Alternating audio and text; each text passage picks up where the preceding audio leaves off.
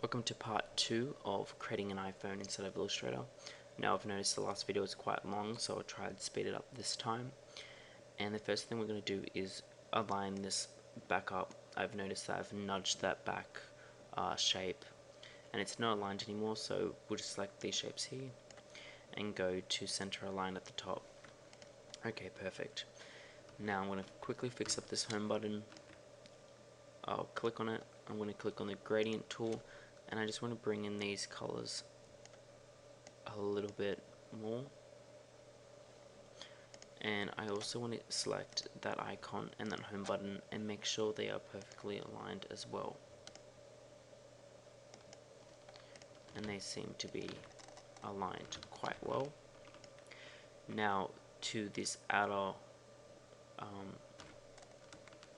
that metal antenna, we'll just click on that background image and we're going to go object and we're going to go expand. I'm going to keep clicking on that light grey stroke we made until we into it. So that took me 2 clicks. Now we're going to change that to white and we're going to go into effect, stylize, inner glow, and do these settings. We're going to go multiply, black color, 75 opacity, and 2 pixels below, and let's go OK for that. And I found that to be pretty good. You might want to play around with it a bit more, and you can do that by going to appearance and clicking inner glow. It all really depends on how big you've made the shape. So if your image is bigger, you might want to put the blow up a little bit. Okay, looking good. Now we've got to add these little black bars for the antenna, and we can do that just by creating tiny black rectangles.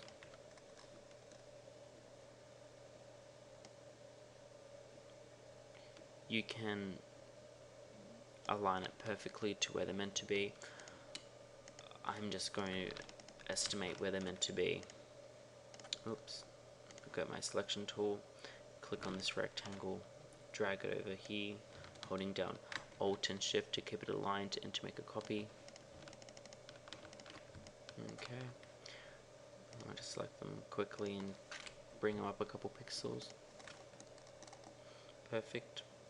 And there's another one up here, so I'll just copy that rectangle by dragging up whilst holding down Alt. I'll rotate it by just hovering around the corner and holding down Shift when I click and drag, and it goes about here. Okay, great. Now let's do these buttons. Now for the buttons, you've really just got to focus on the gradient. So we'll click onto the gradient panel here. We'll apply the default gradient and then we'll start applying these colors. Now one way of doing it is using the eyedropper tool and selecting the colors, or you can guess them yourself. And if you want to use the eyedropper tool, just create a few boxes. So I'm going to create a box and I'll just drag out and holding down Alt to copy and press Ctrl D a few times to create a couple. Then just select a box, choose your eyedropper tool, and then pick the colors. So this one, and then we've got this one. There are 3 colors that make up that button, and then you can do the same for these. So I'll just select this color.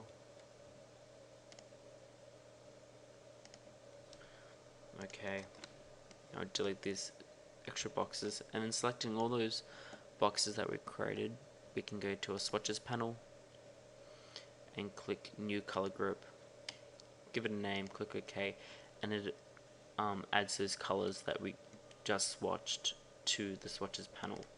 So that's one way of doing it, or you could guess, up to you. Now I'm going to select this button again, go back to gradient, and now that I've created the swatches, I might as well use them. We'll go from that color to this color, actually this color to this color.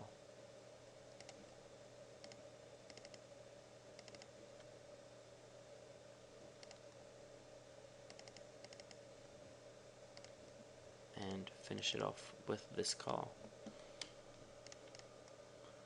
Now it kind of looks that it looks a little bit off to me, so I'm just gonna adjust it till it looks right for me.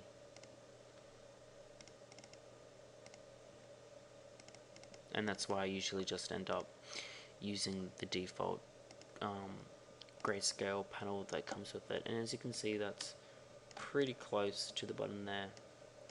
And obviously you can adjust it as much as you want. And we'll snap it to the top of that. We can nudge it to the side a bit. And we'll do the same for these buttons. I'll just go to the volume ones because they're a lot different. Click, and I'll apply this gradient to that as well. And this one. As you can tell, it looks a little bit off, and that's because the gradient's going this direction. We want it to go this direction. So we'll select this one, zoom in, gradient tool, click and drag down, and that has fixed that gradient for us. That one actually looks pretty close to it, so I'm not going to even bother changing that one. And I'm just going to snap it to the side. Just zoom in. As for these ones, they are completely different, so we'll have to change them.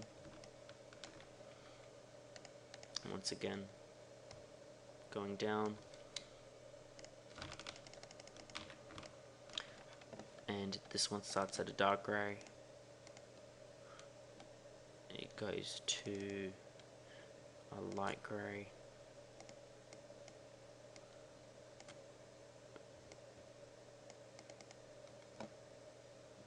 Back to a dark grey. Then a light grey, then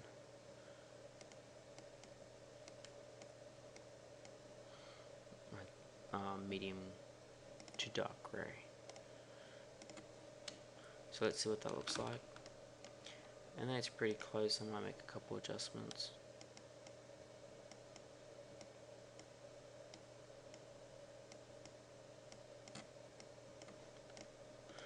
And I'm happy with that, so I'm just going to delete this. Well, I'll just delete it.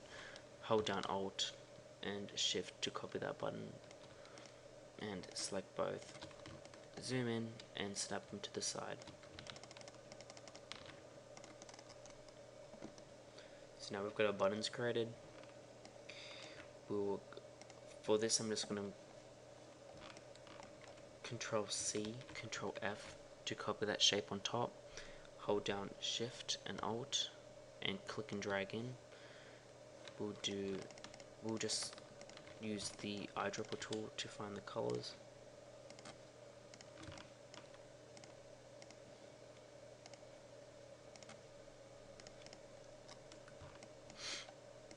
In fact, I'm just going to create a gradient for this.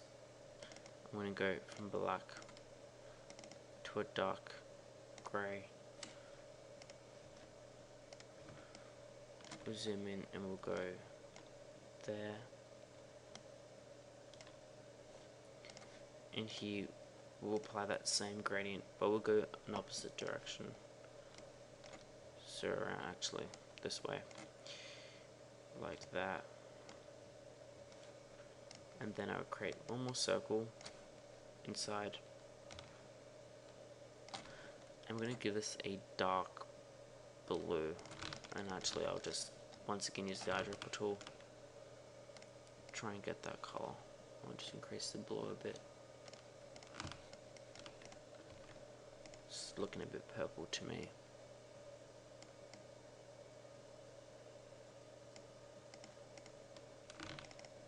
Like that.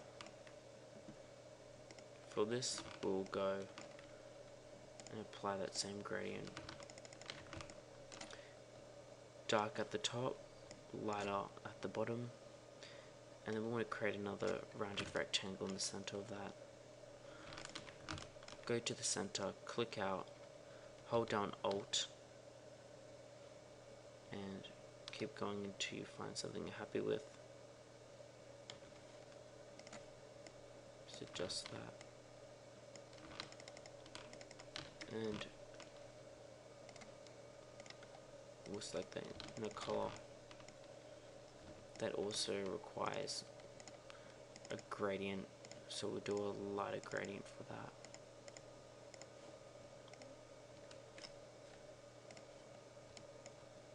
Oops. Something like that.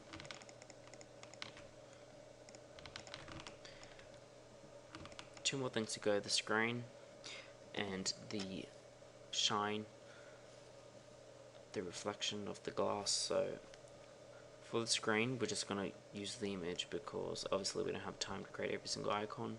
So I'm just going to create a rectangle over that screen. I'm going to create a copy of both the image and that rectangle by going Shift, Alt and dragging it.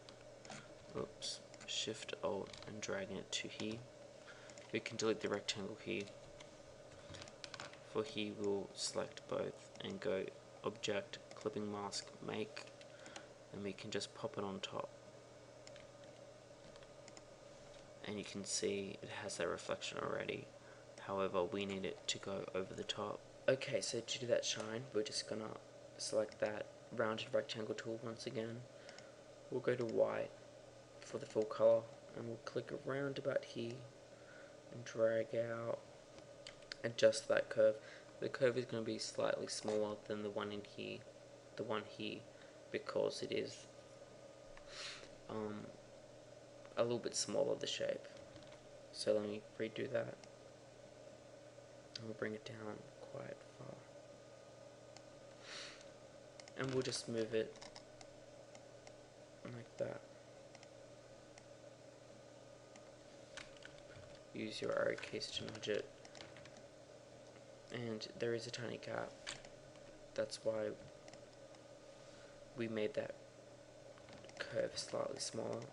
I'm going to reduce the opacity so I can see through it, and because the image already has some shine, I'm going to use that as my guide. So we'll go to a pen tool, start around here, bring it down to around here, and we'll just click like that. Remove the fill so we can see through. Select your direct selection tool. We're just going to adjust it so it lines up perfectly. And then for this, we'll select both and we'll go to divide. I delete everything you don't need, so I don't need this shape here, I'll delete it, and I don't need this part here, so I'll delete that. And then we're left with this. Now there's one more thing we've got to cut out of it, and that is that shape here.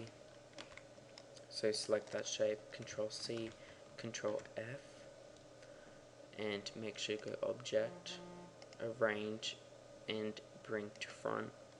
There's also a shortcut for that. Select that one, that shape that we just moved to the top, so it should already be selected, and I'll shine and subtract. Perfect.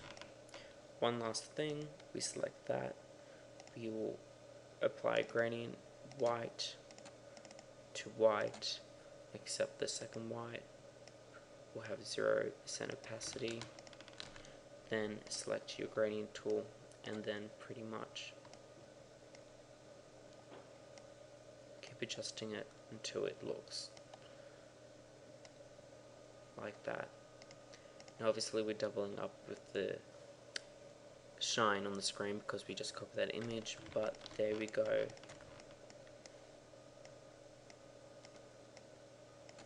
That is the Illustrator iPhone, and there is the image we used, and it looks pretty much almost identical. A few things like the button here is a little bit high up, so we can nudge that down. And yeah, it's pretty much identical. So thank you for watching, and be sure to subscribe for more video tutorials.